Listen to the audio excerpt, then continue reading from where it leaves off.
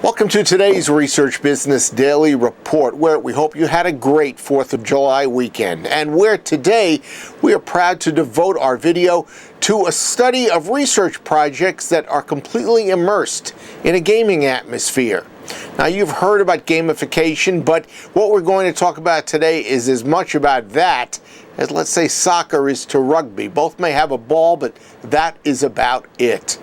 RBDR sponsored today and this week by Nuance, offering multi-language verbatim coding services that help companies quantify the meaning of open-ended answers. Nuance, a decision analyst company. We at RFL Communications, which produces RBDR, is proud that in 1995 we introduced the concept of new technologies and new methodologies being fully capable of dramatically transforming the research industry.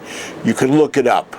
Frankly, we knew that those twin elements could positively affect engagement with participants, user-friendliness, repeatability of results, and uniqueness of insights. Well, because we'd seen it happen in other industries early in our career.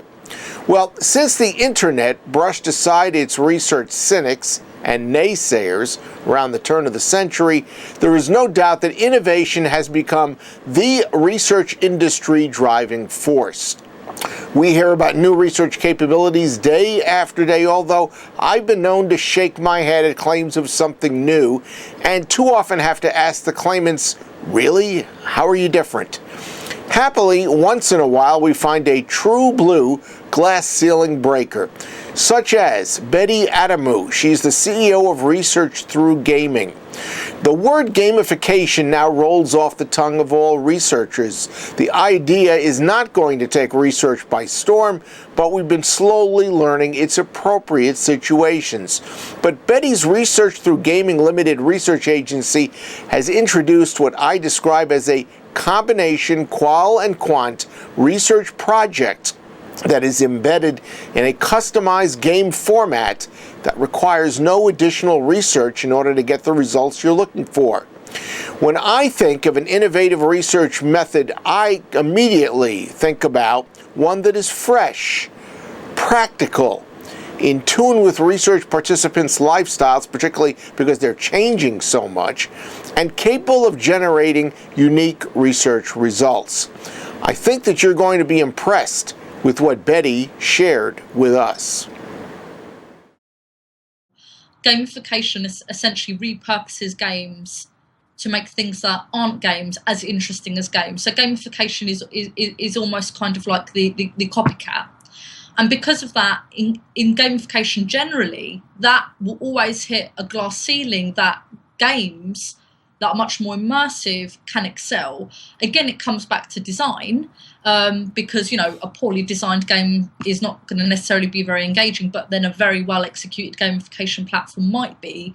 But what we do that's different is we don't just sort of gamify a survey, but we make a very immersive experience for participants. That is a game, but actually there's a lot of other stuff going on as well that isn't related to games, like the fact that we use virtual environments to create an immersive experience for participants. This is a combination qual and quant project, right?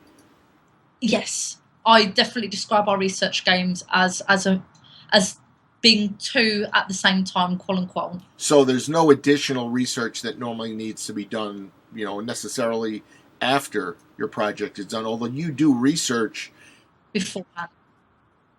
Yeah, definitely. I mean, in that sense, we work like a game design studio. So, game design studio, you know, might have a target customer in mind, and they're going to want to appeal to them with their game. Obviously, what we do is much more specific. We have a very specific target audience, and we do our research beforehand because it is very creative. You know, we want to make sure it resonates with the participants so that we can have them feel relaxed enough to kind of be immersed, to have that suspension of disbelief and be immersed in this narrative that we've created for them. So we have to learn a lot about them so that we can find the right tone that speaks to them, that, you know, the language we use. You know, if we're going to use a narrative, it has to be something that might even be a little bit familiar to them so it doesn't seem so alien. So we do really do a thorough job of researching the project and the participants before we even start designing a storyboard. The limitations are really in the design. If you know what you're doing, and there's going to be some trial and error. I mean, I've had to do a few iterations of storyboards before.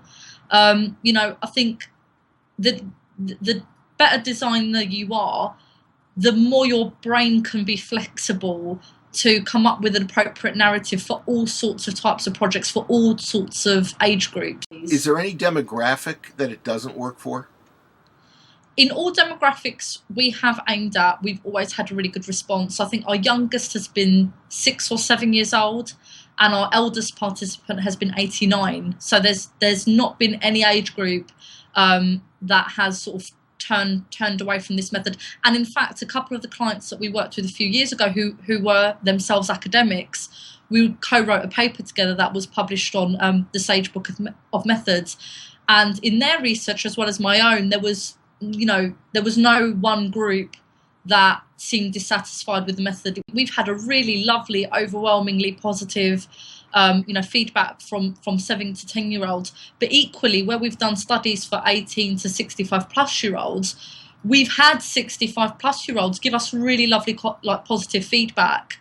We had this one 72-year-old guy in his feedback telling us that he'd never used gaming apps before, but he learned from the gaming experience and it was really enjoyable.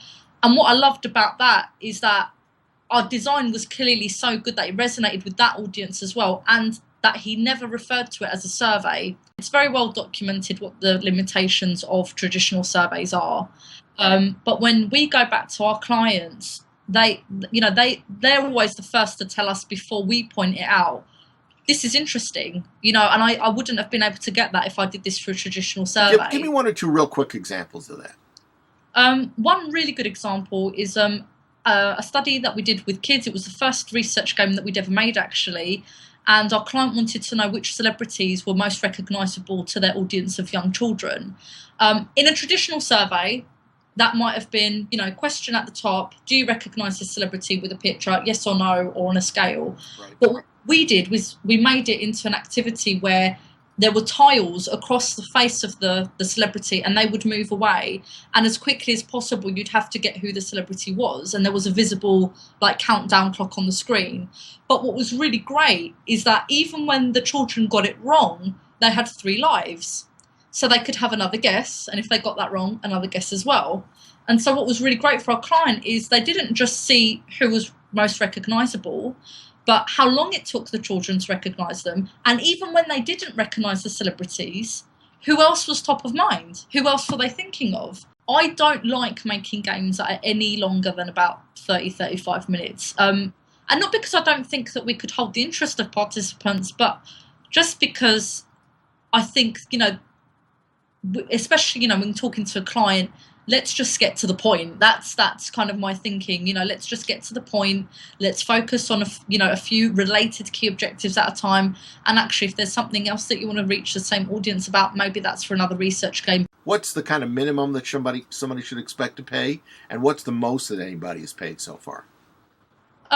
So I think our kind of minimum fee costs, we've been told by our clients, are surprisingly low.